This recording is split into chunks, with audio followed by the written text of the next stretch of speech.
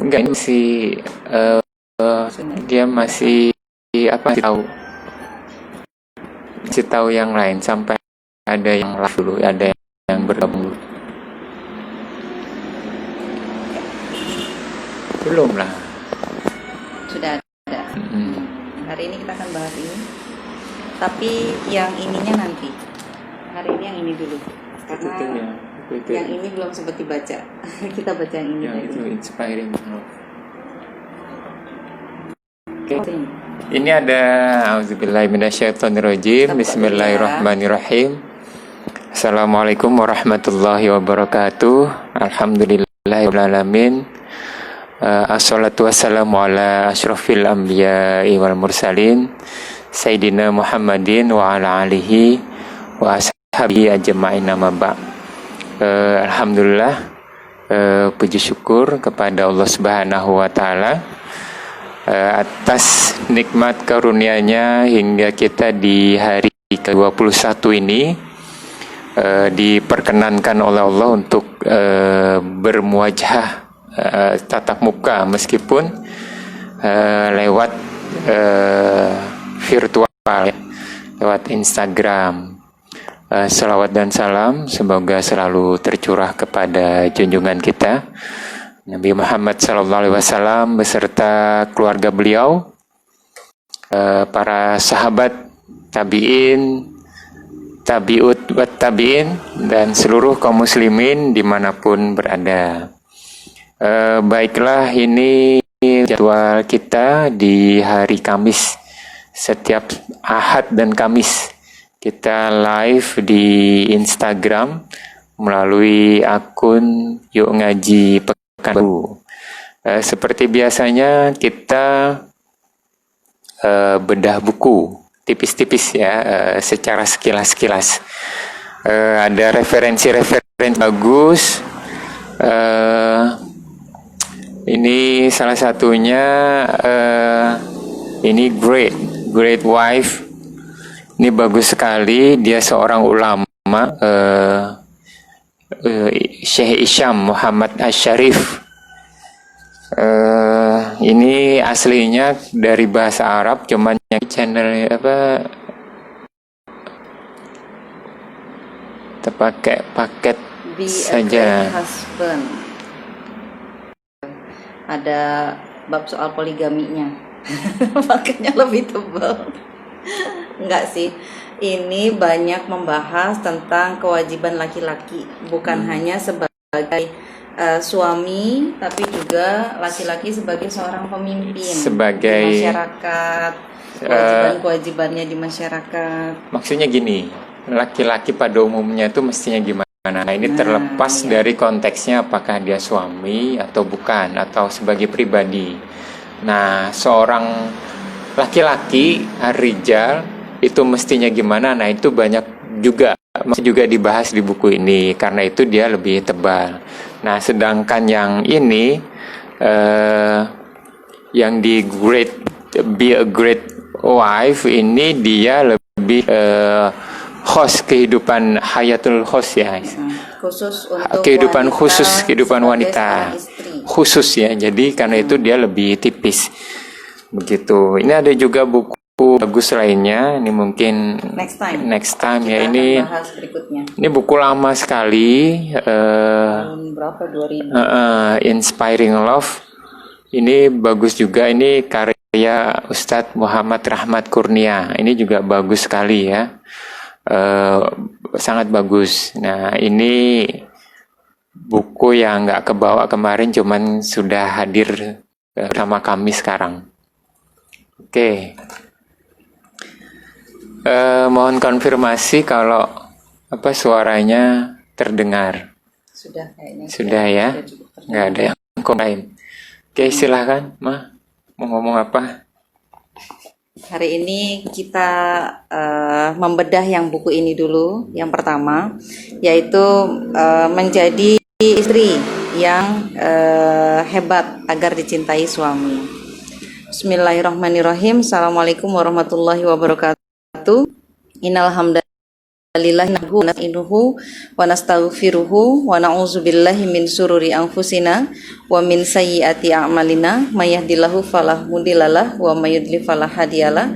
Asyhadu an la ilaha illallah wa asyhadu anna Muhammadan abduhu wa rasuluh. Rabbi shrah li sadri wa yassir li amri wahlul 'uqdatam min lisani yafqahu qawli amma ba'du. Alhamdulillah hari ini ada kesempatan lagi untuk membahas tentang bagaimana menjadi istri agar dicintai suami. Kenapa ini menjadi satu hal yang penting? Karena memang pernikahan itu adalah sesuatu hal yang penting. Pernikahan itu bukan sesuatu hal yang remeh-temeh atau bisa kita jalani seperti air yang mengalir begitu saja. Tidak bisa. Nah, kalau di sini di pendahuluan awal disebutkan bahwa pernikahan itu merupakan penolong bagi manusia dalam menjalankan ajaran agama. Jadi pernikahan itu adalah penolong. Nah, sebaliknya ia merupakan penghinaan bagi setan. Selain itu, pernikahan merupakan pelindung dari serangan musuh Allah sekaligus penyebab banyaknya jumlah Rasulullah Shallallahu Alaihi Wasallam yang kelak akan beliau bangga-banggakan di hadapan para nabi lainnya. Dengan demikian, alangkah pentingnya mencermati alasan-alasan pernikahan, memelihara sunnah-sunnah, serta adab-adabnya, memperjelas tujuan-tujuannya, dan memilah bagian-bagiannya. Karena ternyata pernikahan itu bukan sebatas janji biasa, ini adalah mitsakon golizo. Kemudian di sini ada penekanan khusus bahwa ternyata di dalam buku ini ada 20 karakter istri, 20 karakter istri yang harus dimiliki oleh seorang istri. Nah, agar dicintai suami. Gimana kalau nggak 20-20-nya? Nah, penulis sudah menjelaskan di sini. Kalau nggak 20. Ya, jadi dalam membahas karakter istri sejati yang soleha, digarisbawahi beberapa hal oleh penulis. Yang pertama, bukan berarti istri yang tidak memiliki semua dari ke-20 karakter istri soleha itu yang akan disebutkan di dalam buku ini merupakan yang tidak soleha, bukan. Maksud dari semua karakter itu adalah tingkatan yang sempurna dari istri soleha yang insya Allah bisa dicapai oleh semua istri. Jadi ini bukan karakter yang khayali, bukan karakter yang tinggi di angkasa yang sulit dicapai, itu bukan. Ini adalah karakter yang manusia bisa melakukannya. Seorang istri itu bisa melakukannya. Jadi dengan demikian istri harus melengkapi dirinya dengan semua syarat itu sesuai dengan kemampuannya meskipun sulit, tidak mudah. Ya karena balasannya surga. Kalau yang gampang-gampang kan balasannya kipas angin ya. Nah, terutama karakteristik yang wajib seperti taat kepada suami adalah hal yang tidak tergolong maksiat. Jadi taat kepada suami dalam hal yang bukan tergolong kemaksiatan itu termasuk di antara karakteristik yang tidak boleh ditinggalkan ataupun disepelekan oleh seorang muslimah, seorang istri. Yang kedua, hendaknya juga seseorang tidak mengatakan bahwa tidak istri soleha dengan semua karakter yang ada di dalam buku ini, yaitu 20 karakter itu, meskipun sangat sulit untuk dipenuhi. Jadi setiap hukum syara, karena ini 20-20 adalah dari hukum syariat juga, diambil, disarikan dari Al-Quran dan Sunnah. Jadi setiap perintah Allah itu adalah sesuatu hal yang bisa kita taati, bisa kita laksanakan. Sulit iya, tapi bukan mustahil. Nah, sehingga kalau dikatakan mungkinkah ada? Mungkin. Para sahabiah sudah mencontohkan 20-20-nya itu mereka punya gitu. Kemudian yang ketiga, agar suami tidak menuntut istrinya sepanjang waktu dengan berkata, kamu harus begini dan harus begitu. Dan mengapa kamu tidak melaksanakan karakter solehah yang ini? Maka penulis buku ini menulis tentang karakteristik suami soleh pada bagian akhir dari buku ini dan menulis secara khusus. Nah, ini untuk supaya adil.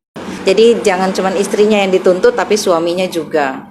Termasuk juga bahwa kesolehan istri itu dibantu juga oleh suami, bahwa peran baiknya istri itu dari suami, baiknya suami itu juga kontribusi dari istrinya, karena suami dengan istri itu seperti pakaian, saling menutupi aib dan juga saling melengkapi agama. Menikah itu di sini disebutkan ada menikah itu separuh din, jadi udah tinggal separuh lagi, selebihnya itu mencari di luar, belajar ilmu gitu ya. Nah, jadi itu adalah 3 hal yang ditekankan di dalam buku ini, agar yang pertama jangan menyerah ketika belum memiliki 20 karakter istri soleha. Kemudian yang kedua, jangan menganggap mustahil, karena itu semua adalah perintah Allah, semuanya itu adalah hukum syara yang semua itu bisa kita lakukan, bisa kita laksanakan. Kemudian yang ketiga, jangan hanya menuntut bagi suami, karena suami juga memiliki kewajiban untuk mendidik istrinya, gitu. Nah, kita lihat karakter yang pertama. Ini kalau nggak keburu, saya hari ini mau 3 karakter saja, karena 3 karakter itu 3 karakter yang insya Allah dengan 3 itu sudah lumayan gitu ya. Nah, karakter yang pertama disebutkan di dalam kitab ini, istri yang soleha selalu konsisten dalam menjalankan agama Allah lahir dan batin, tanpa ragu, malas ataupun nafsu. Jadi bukan karena hawa nafsu saja. Tidak ada masalah antara dirinya dengan sang suami dalam hal ketaatan terhadap Allah dan Rasul, senantiasa menjalankan syariat, menjauhi semua larangannya, dan dia adalah istri yang sangat komitmen dengan penuh kesadaran. Nah, poin yang pertama ini yang dari kemarin kita sebut soal masalah keimanan. Di sini ada hadis riwayat Bukhari dan Muslim yang juga sudah sering disebutkan, bahwa perempuan dinikahi karena 4 hal: hartanya, kedudukannya, kecantikannya, dan agamanya. Maka pilihlah perempuan yang beragama, niscaya kamu akan beruntung. Di sini disebutkan di dalam ini, kenapa sih harus pilih agama? Kenapa nggak boleh cantiknya saja? Kenapa nggak boleh kayanya saja? Kenapa nggak boleh nasabnya saja? Yang pertama, bahwa istri yang beragama adalah perhiasan dunia yang terbaik, sebagaimana yang diungkapkan oleh hadis. Kemudian yang kedua, istri yang beragama membantu suami dalam bidang agamanya. Jadi kalau suaminya itu agamanya kurang, maka istrinya menjadi pelengkapnya. Kalau istrinya agamanya kurang, maka suami yang melengkapinya. Jadi membantu suami itu wabil khusus ketika suami memiliki permasalahan, maka istri yang beragama bagus, maka dia akan menguatkan suaminya. Ketika suami mengalami keresahan, seperti waktu Nabi Muhammad mengalami kegelisahan ketika wahyu pertama kali turun, itu kan istrinya yang menenangkan. Ketika Nabi Muhammad mengalami penolakan dari masyarakatnya, Khadijah yang menenangkan ketika dakwah pertama kali dilakukan secara terbuka. Kemudian ketika Rasulullah harus menghadapi boikot, Khadijah juga yang menemani Rasulullah dalam melewati fase sulit di dalam aktivitas dakwahnya Rasulullah. Nah, begitu juga dengan ini, ketika istri yang agamanya baik, insya Allah suami akan lebih aman, akan lebih bisa menjalani kehidupan dengan istrinya. Nah, kemudian yang ketiga, istri yang beragama adalah karunia terbaik yang diperoleh seseorang setelah ketakwaan kepada Allah. Jadi setelah seorang suami bertakwa kepada Allah, maka yang berikutnya adalah kebahagiaan karena memiliki istri yang agamanya baik. Harta terbaik adalah lidah yang berzikir, hati yang syukur, dan seorang istri beriman yang menolong dalam keimanannya. Hadis riwayat Imam Ahmad dan At-Tirmizi. Ini juga disebutkan di dalam Quran Surat At-Taubah ayat yang ke-34.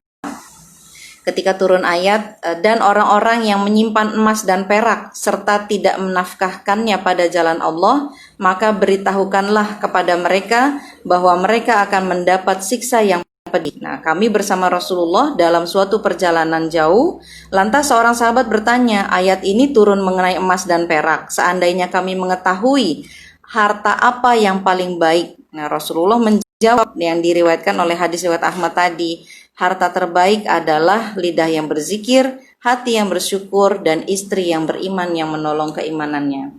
Itu ada tulisannya ya. Nah, nanti dibahas sama Ustadz. Tulisan istri yang menunjang katanya. Nah, kemudian yang keempat, istri yang beragama menolong suami dalam mentaati Allah dan dalam urusan-urusan akhirat. Ini urusan dakwahnya suami. Ini ada hadisnya. Semoga Allah merahmati seorang laki-laki yang bangun malam lalu mendirikan sholat, kemudian membangunkan istrinya sehingga turut mendirikan sholat. Jika si istri menolak, dia memercikkan air ke wajahnya, sehingga Allah juga merahmati seorang perempuan yang bangun malam lalu mendirikan sholat, kemudian membangunkan suaminya hingga turut mendirikan sholat. Jika si suami menolak, dia memercikkan air ke wajahnya. Biasanya yang praktek begini yang nikah-nikahnya baru nih. Kalau yang nikahnya lama, udah nggak percikan lagi, seember diguyur gitu.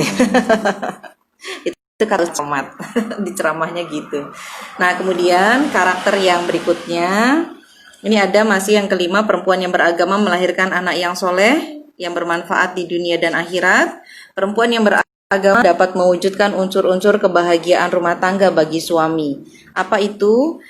Disebutkan di dalam hadis riwayat An-Nasai, yang membuat suami senang apabila melihatnya, mentaati suaminya apabila menyuruhnya, dan tidak menentang dengan cara melakukan tindakan yang tidak disukai suaminya menyangkut diri dan hartanya.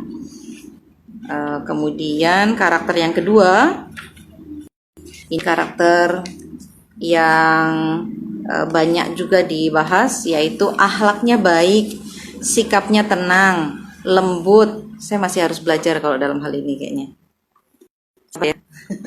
Dan fleksibel. Ucapannya bagus, penampilannya sederhana, perilakunya konsisten, tidak dengki, tidak pula pendendam, tidak membangkang perintah suaminya, juga tidak sombong.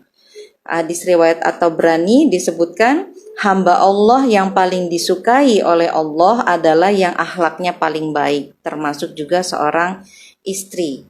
Nah, ini ada kalimat agak keras dari buku ini, tapi saya suka kalimatnya karena ini mengingatkan kita secara keras. Nah, jadi di sini setelah disebutkan berikan hadis riwayat Al-Baihaqi dan Ibnu Hibban, berikanlah makanan, sebarkanlah salam, baguskan ucapan, dan dirikanlah sholat pada saat orang-orang sedang tertidur lelap. Di sini disebutkan tidak menutup kemungkinan ada istri yang bertanya-tanya, apalagi yang diinginkan oleh suami dari saya? Bukankah makanannya sudah dimasak dan terhidang, pakaiannya telah rapi disetrika, anak-anaknya telah berpakaian dan kenyang, serta kebutuhan telah terpenuhi. Setiap permintaannya telah saya berikan. Setiap kali dia membutuhkan sesuatu, segera saya penuhi. Lantas apalagi yang diinginkan oleh suami dari saya? Nah, di sini kemudian dia mengatakan, sama sekali tidak, wahai nyonya, katanya. Sampai negur kalimatnya itu wahai nyonya. Saya pengen lihat kitab aslinya, ini bahasa Arabnya. Sampai menegurnya itu wahai nyonya. Sama sekali itu gitu. Jadi ternyata sudah terpenuhi pun bukan yang seperti itu saja. Di sini disebutkan seorang suami memerlukan kasih sayang yang bersumber dari istrinya. Dia membutuhkan senyuman dari istrinya yang menerangi kegelapan dalam hidupnya. Oh, ternyata suami-suami itu hidupnya gelap ya. Jadi banyak hal yang membebani suami itu semuanya bisa sedikit tercerahkan dengan senyuman istrinya. Jadi wahai istri-istri, silahkan banyak-banyak tersenyum kepada suaminya ya. Jangan tersenyum untuk laki-laki lain, tapi senyumlah untuk istri, untuk suami. Nanti aja, jangan di sini ya. Nah, kemudian dia ingin melihat sosok perempuan yang memberikan perhatian besar pada dirinya dan membuatnya merasa menjadi tempat berlabuh bagi sang istri sekaligus pijakan kebahagiaan. Sekira kita sudah menikah, maka limpahkanlah rasa kasih sayang seorang wanita itu kepada suaminya. Berikanlah pelayanan terbaik, kelembutannya, keramahannya, kebaikannya itu kepada suami, bukan kepada yang lain. Nah, karena ketika memberikannya kepada suami, itu adalah limpahan pahala juga untuk kita. Nah, jadi itu untuk syarat yang kedua, akhlak yang terbaik adalah istrinya lembut dan berwajah ramah, lembut gitu ya kepada suaminya. Ini jadi pengen nanya, udah lembut belum? Nah, kemudian yang ketiga, ini yang terakhir yang akan saya bahas, nanti diperdalam lagi sama Ustadz ya. Dia menuntut ilmu syariat, mengetahui kedudukan ilmu dan keutamaannya serta urgensinya. Dia antusias dalam menuntutnya, memiliki suatu metode ilmiah yang sesuai kemampuannya. Dia meneladani para ummahatul mukminin dan para istri pendahulu umat ini dalam menuntut ilmu dan mengamalkannya. Jadi ya ummahat, ya ukhti fillah, semuanya kita itu ternyata dituntut. Jadi tuntutan yang ketiga untuk karakteristik di sini disebutkan bahwa kita harus menuntut ilmu. Jadi tidak bisa setelah menikah kita hanya berdiam diri di rumah, tapi kita harus menuntut ilmu. Kita harus mengkaji bersama para ustazah, mengkaji secara intensif bagaimana cara memahami syariatnya Allah, bagaimana cara supaya syariat Allah ini bisa terlaksana di dalam kehidupan kita. Ada berbagai penyebab diharuskannya menuntut ilmu oleh syariat. Yang pertama, kebutuhan kita akan ilmu tidak kurang dari kebutuhan kita akan makanan, pakaian, dan obat. Karena ilmu menentukan kejayaan agama dan dunia.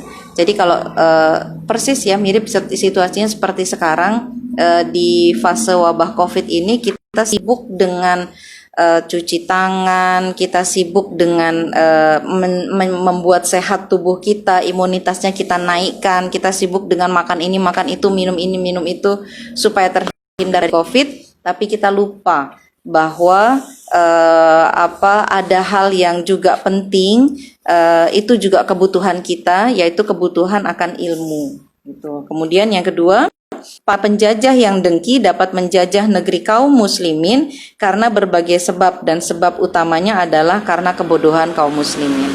Ternyata itu kontribusi kita juga.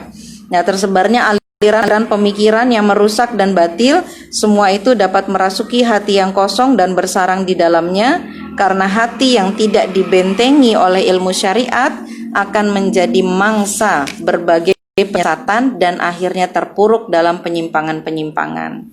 Yang kemarin sempat viral, pemain drum yang sampai menyebutkan agama itu adalah sebuah konspirasi. Nah, itu kalau tidak berilmu, kita akan bisa jadi menyetujui pendapatnya dia gitu ya. Tapi kalau kita beragama, kita berilmu juga, kita tidak akan setuju dengan kalimat pernyataan yang seperti itu.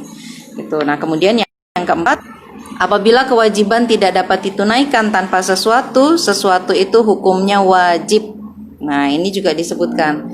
Jadi kita tidak bisa melaksanakan kewajiban kita sebagai seorang istri kalau kita tidak mempelajari ilmu untuk menjadi seorang istri. Nah, itu tidak didapatkan di SD, SMP, SMA, bangku kuliah. Itu didapatkan ketika kita mengkaji ilmu Allah lewat kajian intensif. Itu diperlukan bahwa seorang istri perlu mengaji, perlu mengkaji, seorang suami juga. Nah, itu adalah kepentingan dari 3 karakter. Jadi yang pertama karakternya itu adalah agamanya, yaitu beriman. Kemudian yang kedua akhlaknya baik. Yang ketiga itu adalah dia bersemangat untuk menuntut ilmu. Gitu. Jadi bukan ilmu duniawi yang dikejarnya saja, tetapi ilmu untuk melaksanakan kewajibannya dia. Yaitu kalau dia adalah kewajibannya sebagai umun warobatul bait, maka ilmu yang mempelajari agar bisa menjadi seorang umun warobatul bait itu yang harus dipelajari terlebih dahulu ketika dia menjadi seorang istri atau sebelumnya persiapan. Ada yang mau nambahin? Ya. Yang itu dong, yang istri menunjang. Enggak. Saya nanya tuh buku apa katanya. Mana? Oh, ini buku yang sempat saya posting di Facebook saya dan Instagram saya, yaitu tentang Be a Great Wife. Ini judulnya kayaknya bukunya biasa gitu ya, ternyata isinya luar biasa. Seorang ulama yang nulis. Ternyata ini ulama yang Masya Allah. Kita underestimate ilmunya. karena pakai bahasa Inggris. Bahkan dulu mungkin gara-gara bahasa Inggris dibeli. Saya yang pertama beli yang yang suami. Yang husband. Kemudian baru ini nyusul. Husband setelah dipelajari, ini kalau pemahamannya begini, dia seorang syekh, ini seorang, karena Ini ulama yang besar. Kita ulama. baca biografinya dulu ya, Ustadz yang baca. Gak apa-apa. Nah, beliau adalah Abu Ahmad Isham bin Muhammad Asy-Syarif rahimahullah dari negara Mesir. Dahulu beliau sebagai pengajar bahasa Jerman, seluruh hidup dan waktunya serta kesungguhannya dihabiskan untuk berdakwah di jalan Allah, baik mengajar dan menulis. Beliau banyak mencetak kader pemuda dan pemudi yang berpegang teguh dengan agamanya sesuai dengan Al-Quran dan As-Sunnah. Kemudian mereka terjun sebagai juru dakwah yang berdakwah di jalan Allah. Beliau juga manusia biasa yang bisa tertimpa musibah seperti saudara-saudaranya para dai yang berdakwah di jalan Allah. Beliau tertimpa sakit di salah satu matanya yang menyebabkan kebutaan, akan tetapi beliau bersabar mengharapkan pahala dari Allah akan sakitnya. Kemudian setelah itu terserang penyakit yang sangat parah yang menyebabkan kematian beliau. Innalillahi wa inna ilaihi rajiun. Sekali lagi beliau bersabar mengharapkan pahala dan ridho terhadap apa yang telah ditentukan oleh Allah terhadap dirinya. Semasa hayatnya, beliau selalu mengajar dan selalu peduli dengan permasalahan yang banyak terjadi di kalangan kaum muslimin. Sampai pada saat detik-detik terakhir sebelum kematiannya, beliau sempat memberikan ceramah yang menyelati tentang kematian dan perkara dunia. Beliau dikenal banyak memperhatikan permasalahan yang sering terjadi di kalangan kaum muslimin dan berusaha untuk menjadi penengah di antara orang-orang berselisih, seperti kasus rumah tangga, masalah harta, dan yang semisalnya. Beliau juga banyak memuji para ulama dan juru dakwah di jalan Allah.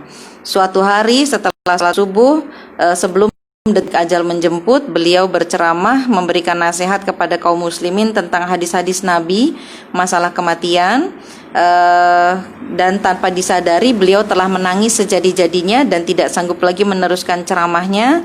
Selanjutnya beliau keluar dari masjid dan beliau wafat pada hari Jumat 17 Muharram 1426 Hijriah setelah sholat subuh di usia beliau yang ke-51 tahun. Jadi beliau ini orang Mesir yang menulis buku ini, dan ketika saya baca bagus bukunya untuk kita.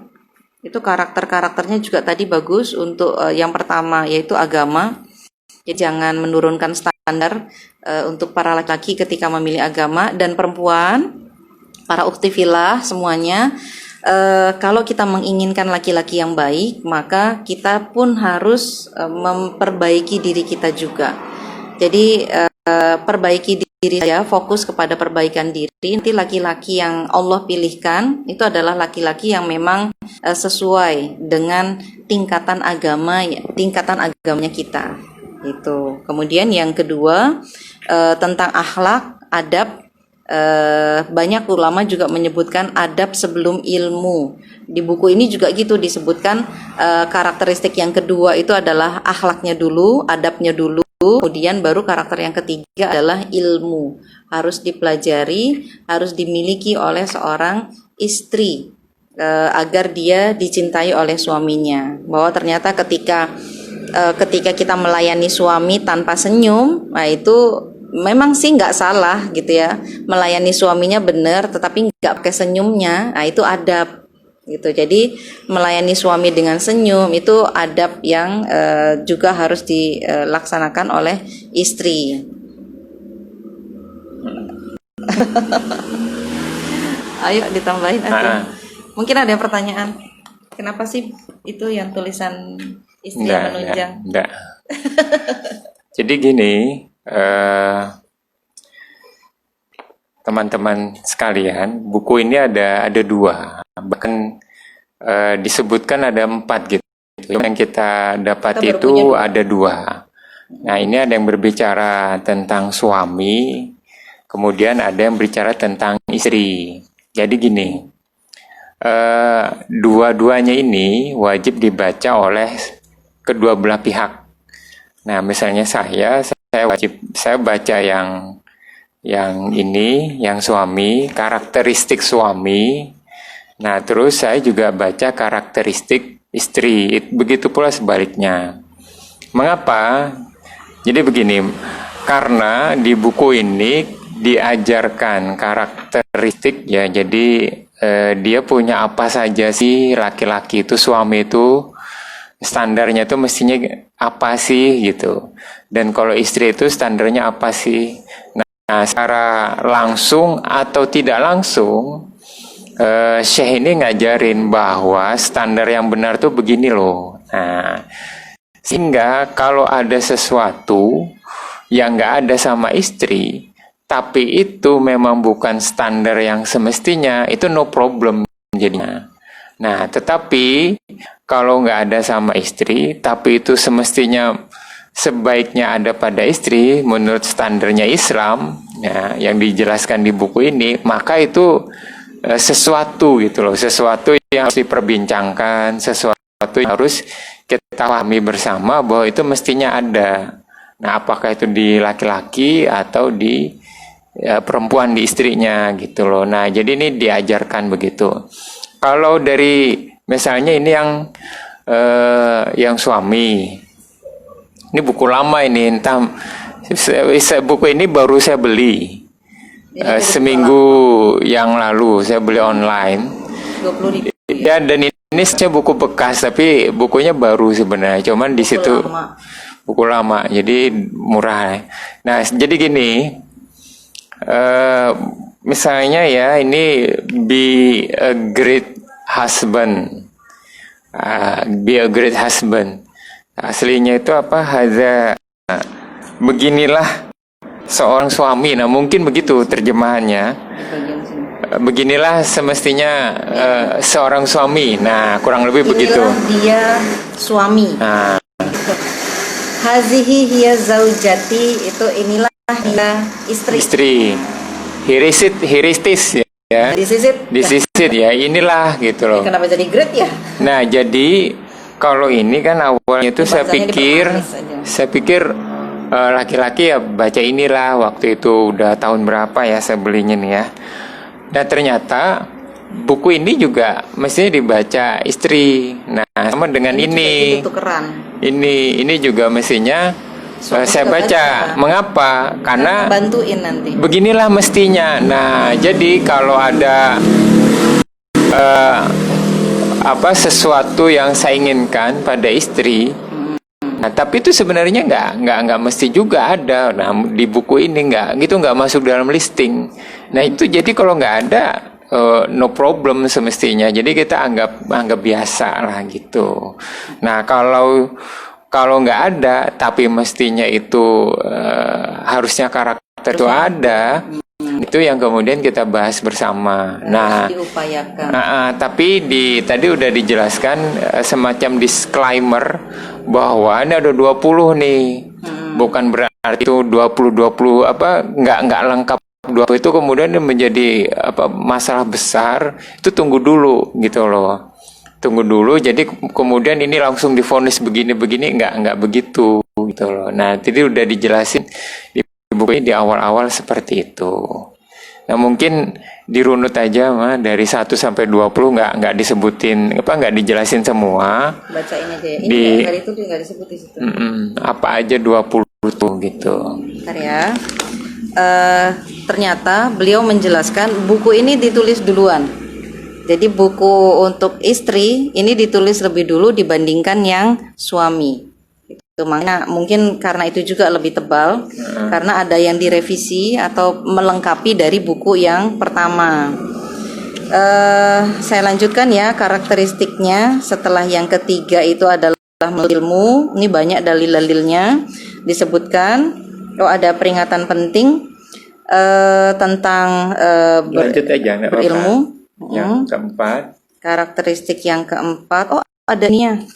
Yang bagus, ada silabusnya. Ada silabusnya Nah, sebenarnya. jadi di buku ini ada silabus bagaimana tahap pertama, Apa tahap yang kedua, dipelajari misalnya ya, ini tentang Al-Quran, hafalan tajwid, zikir-zikir, hadis, fikih, akidah, sirah, akhlak. ada.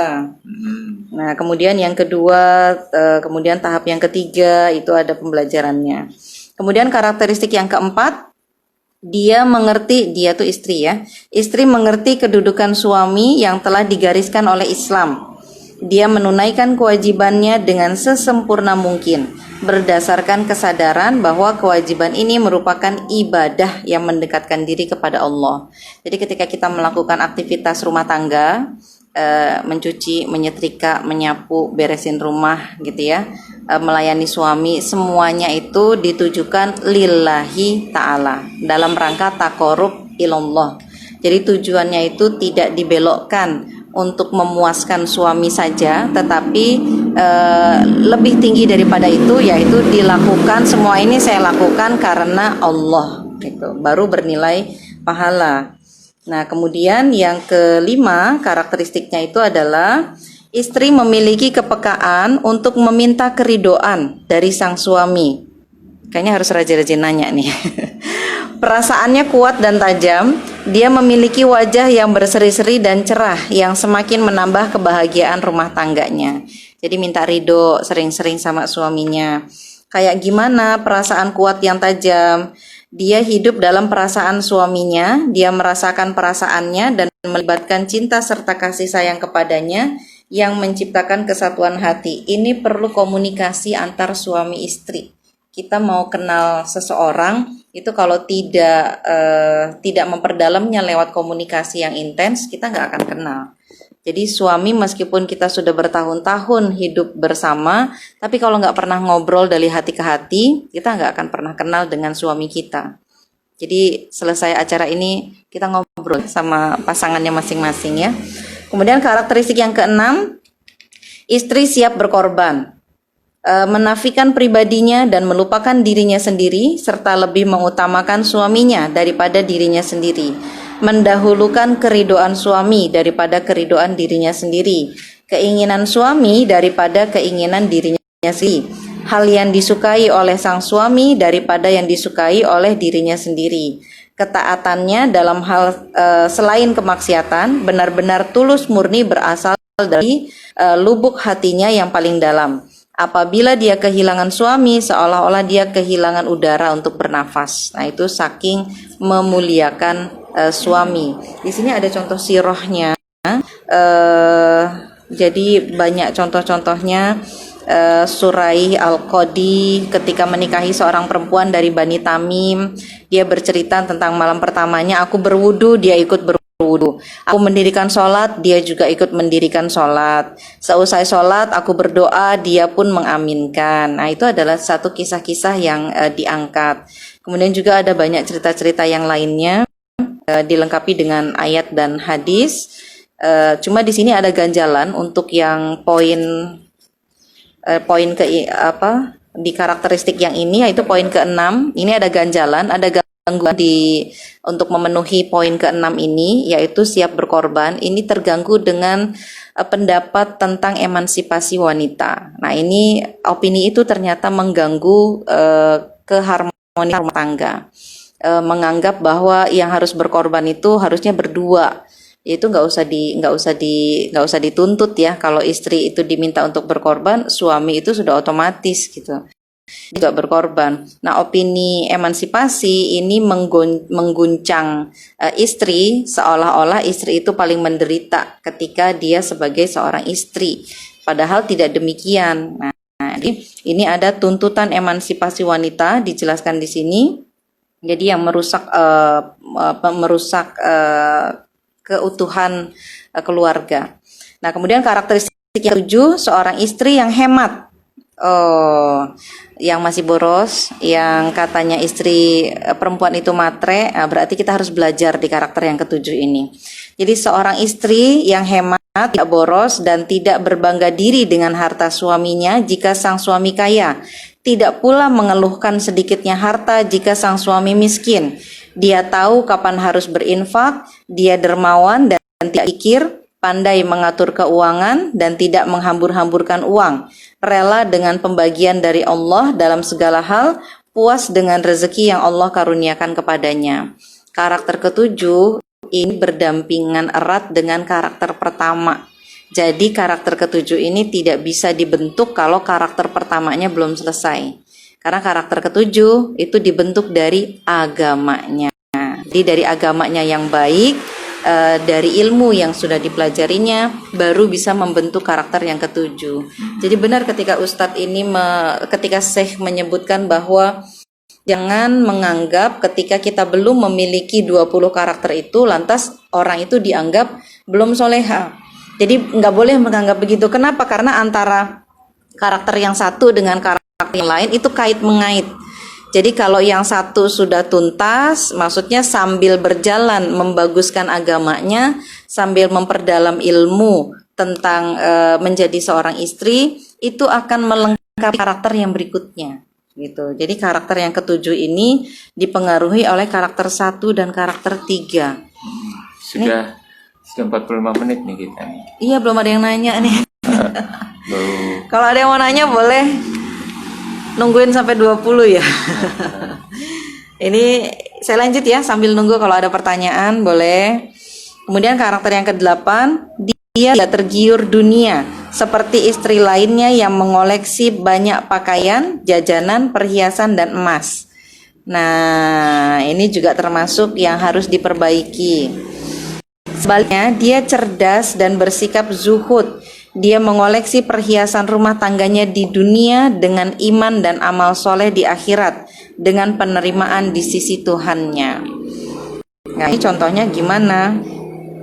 Surat At-Tahrim ayat yang ke-11, ya Robku, bangunkanlah untukku sebuah rumah di sisimu dalam surga. Ini kemarin sempat dibahas bahwa tentang seorang istri yang mendukung agamanya suami, yang mendukung amalnya suami, itu adalah seorang istri yang dia ketika dia mendukung suaminya di dunia, dia harus juga mendukung suaminya membangunkan rumah untuk keluarganya di surga. Kita kan sekarang fokusnya hanya membantu suami di dunia. Kalau dapur kosong maka istri bantu. Kalau finansial kita agak miring maka istri yang kemudian meluruskan. Kalau rumah belum ada pajangannya, istri yang melengkapi. Kan biasanya gitu.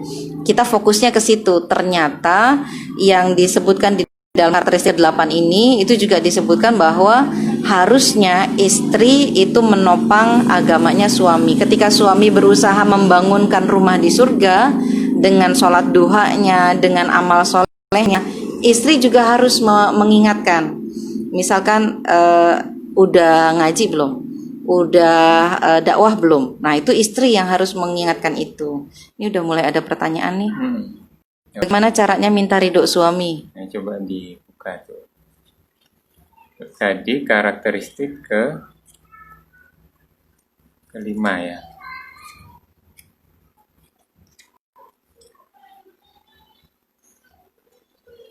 Kelima ya. Oke. Kita lihat ya, ridho suami itu gimana caranya? Ini bukan tergantung masing-masing suami ya, tapi ini tuntutan dari syariat. Benar nggak?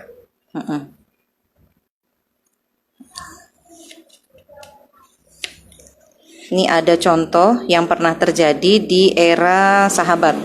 Namanya Su'da. Suaminya itu bernama Tolhah bin Ubaidillah. Nah, dia melihat awan mendung pada wajah suami dan dia tidak mengetahui penyebabnya. Dia pun merasa khawatir bahwa dirinya telah lalai dalam menunaikan hak suami ataupun menelantarkan kewajibannya. Serta merta dia bertanya, "Ada apa suamiku?" Di sini tulisannya "Ada apa sayang?" "Barangkali aku melalaikan hakmu. Aku minta maaf, aku tidak akan mengulanginya lagi." Sang suami menjawab, "Bukan. Kamu adalah pasangan hidup terbaik bagi seorang muslim. Masalahku adalah aku memperoleh sejumlah harta tetapi tidak tahu apa yang harus aku perbuat." Oh, jadi suaminya dapat duit tapi nggak tahu mau ngapain gitu ya. Nah, istri berkata, apalagi yang perlu dipikirkan? Panggillah kaummu dan bagikanlah harta itu kepadanya. Tolhah pun berkata kepada pembantunya, hai nak, bagikan 400.000.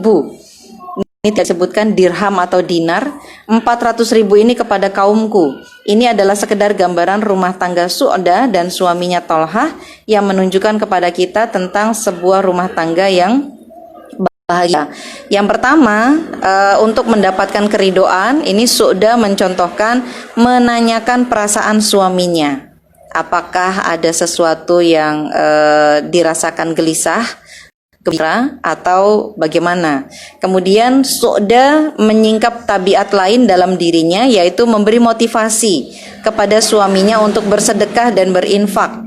Bukannya dengan alhamdulillah dapat banyak, nanti saya habisin ke mall gitu ya buat belanja, bukan. Tetapi didekatkan untuk beramal soleh. Jadi mendukung suami untuk bertelanjang kaki dan berpakaian compang-camping. Tanpa ragu dia berkata, panggillah kaummu dan bagikanlah harta itu kepada mereka. Ketiga, kita tidak mungkin menutup mata dari suami yang soleh itu, yang memuji istri dengan ucapan, kamu adalah pasangan hidup terbaik. Alangkah sejuknya untaian kalimat itu, jadi dipuji. Nah, itu adalah tanda suaminya sudah ridho kepada istrinya, adalah suaminya balas memuji. Jadi Ini dari versi di buku tadi, di buku kan gitu. Oh, ini nggak apa-apa. Jadi di buku Sinyalnya. Nah, jadi sinyalnya balik lagi.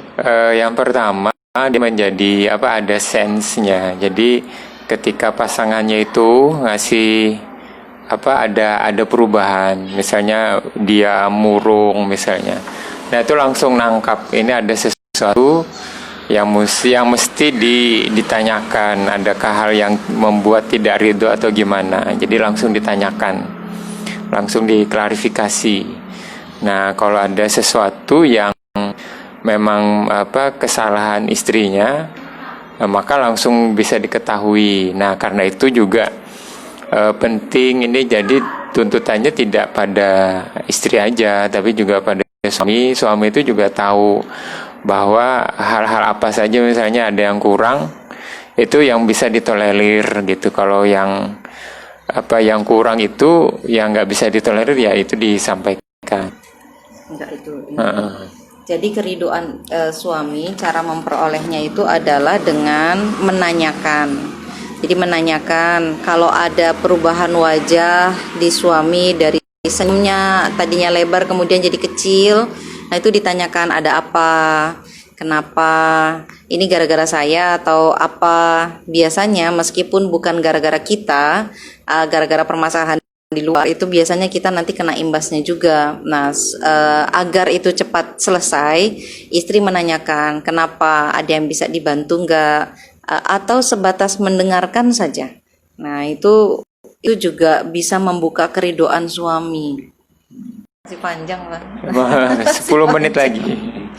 Masih panjang, masih boleh ada pertanyaan. Sinyalnya keganggu terus nih. Ya, pertanyaannya juga belum hidup. Di buku ini ada yang menarik. Beliau itu di halaman terakhir, di satu bab terakhir, beliau menjelaskan ini ada bab namanya para istri mengadu. Jadi, para istri mengadu di sini adalah pertanyaan-pertanyaan yang pernah dilontarkan kepada beliau, dan beliau catatkan di sini apa sih permasalahan-permasalahannya. Rata-rata permasalahannya itu ya dari pihak istri. Jadi ada yang suami saya meninggalkan sholat dan mencaci maki saya, caci maki saya agama, serta mencaci maki agama serta memperlakukan saya dengan buruk. Kemudian ada lagi yang bertanya,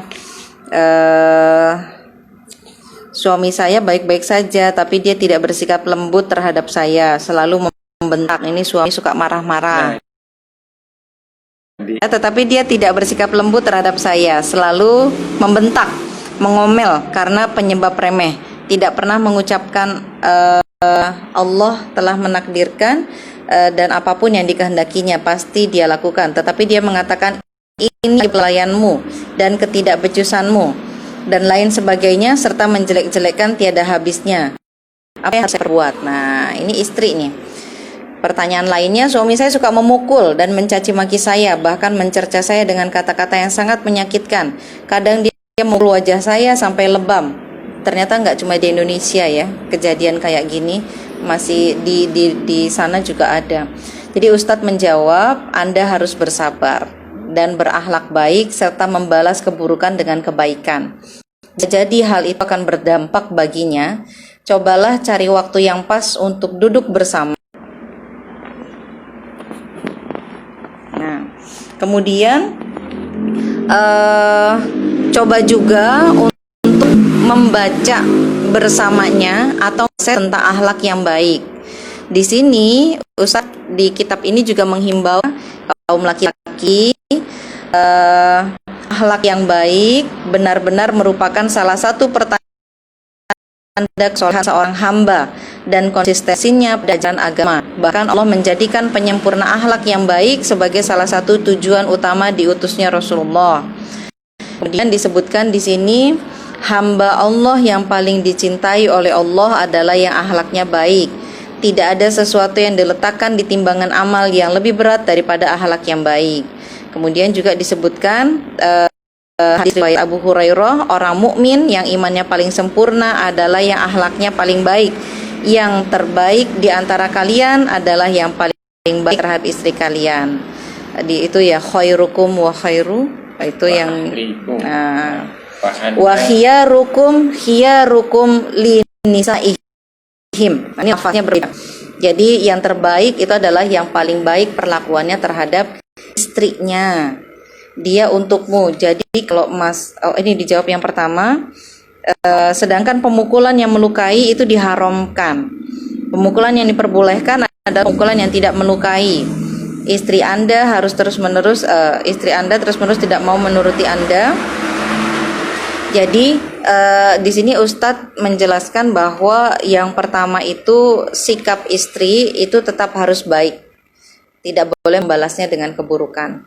Kemudian yang kedua, masalah dia tidak baik itu dicari suasana yang enak, suasana yang lebih santai untuk mulai membicarakannya secara perlahan-lahan.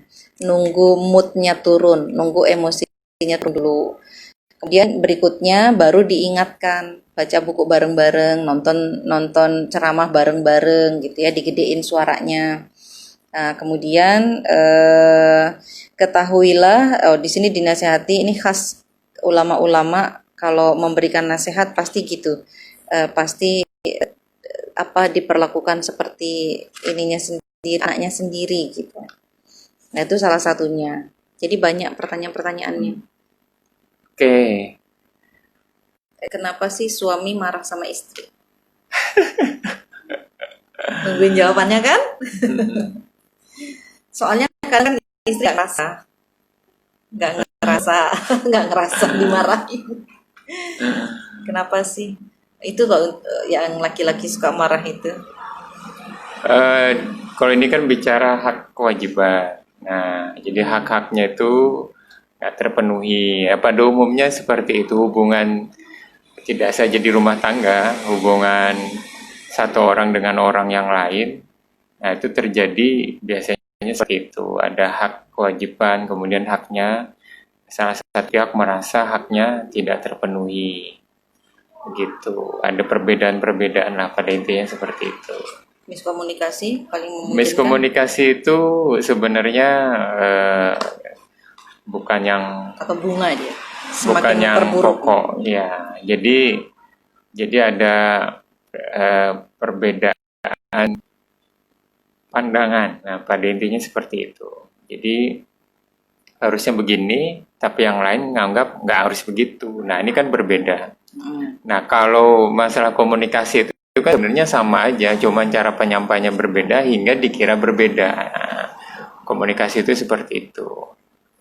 Jadi karena itu harus disamain visinya dulu, bahwa memang mestinya nih A, tujuannya nih A. Nah, dua-duanya ini punya tujuan yang sama, yang A. Karena itu di buku ini yang dibahas kan seperti itu. Menyamakan frekuensi. Ya.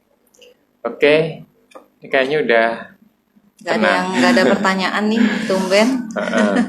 Kita startnya terlalu cepat tadi. Harusnya memang Masih ada 15 menit. memang di Enggak, tadi kan kita itu dulu promo. Promo mengucapkan terima kasih. Oke, mungkin kita sudahi ya. Kalau perempuan ada 20, kalau suami ada 17. Oke. Oke, mungkin sekian dari kami. Insya Allah jumpa lagi di hari Ahad. Hari Ahad itu Itu suami gantian. suami. 17 karakter. Jadi ada 17 karakter suami. Insya Allah ya, atau nanti kita lihat tema-tema yang lain, mungkin bisa juga di luar rumah tangga ya. Ya. Seperti itu. Oke. Kita tutup. Sekali lagi ya. kami ucapkan terima kasih untuk yang sudah memberikan bingkisan kepada kami. Terima kasih atas bingkisannya Pak Ica, Pak Irwan, Bang Derli. Terima kasih. Jazakillah khairan. Jazakumullah khairan. Oke. Mungkin sekian. Insya Allah kita jumpa lagi di hari Ahad. Hari Ahad ya. Kita coba create Q&A, question and answer. Hari Minggu berarti khusus pertanyaan ya? Khusus Tanya pertanyaan. jawab. Khusus menjawab. Jadi jawab. siapkan pertanyaan. Insya Jadi Allah hari kita Minggu coba susun kita jawab. pertanyaan dari kami sendiri. Kira-kira pertanyaan umumnya itu apa sih? Nah, coba listing. Terus nanti kita jawab ya, pertanyaannya bebas apa saja. Gitu ya. Hari Ahad. Kita tutup. Boleh juga kalau mau nanya lewat akun saya langsung boleh @pujonugroho. Bagi yang cowok-cowok ya, yang cewek-cewek @trisulasiana.